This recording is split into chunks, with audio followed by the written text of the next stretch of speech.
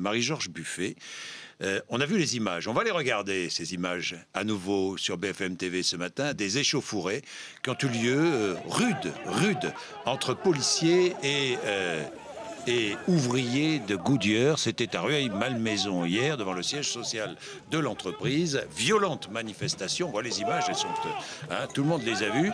Le ministre de l'Intérieur, Manuel Valls, a condamné la violence, les nombreuses provocations et agressions contre les policiers. Vous condamnez, vous aussi? Mais la violence, il faut savoir pourquoi elle arrive. Parce que bien sûr, il faut condamner la violence. Mais il faut comprendre aussi que ces hommes, ces femmes sont exaspérés. Ça fait 5 ans qu'ils se battent pour maintenir leur entreprise, pour maintenir leur emploi.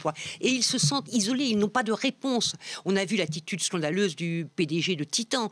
Mais vous savez, moi je pense aux hommes et aux femmes qui aujourd'hui se battent à PSA, Aulnay par exemple, qui jour après jour manifestent pour se faire entendre leur volonté de maintenir l'emploi industriel et qui n'ont aucune réponse. Ils demandent un médiateur, on ne leur donne pas de médiateur, etc.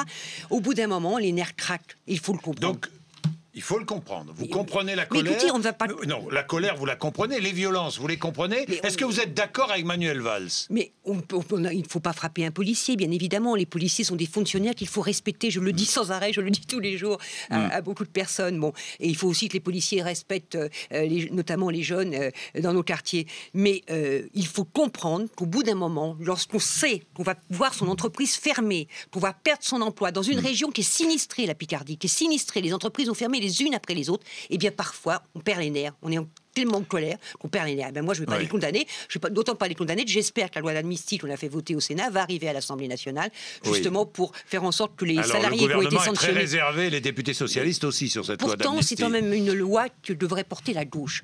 Parce que ces salariés qui ont été sanctionnés parce qu'ils ont défendu l'emploi, parce qu'ils ont défendu l'industrie de notre pays, qu'on les traîne devant la justice, je trouve que c'est inadmissible. Et donc je pense que la loi d'amnistie est juste.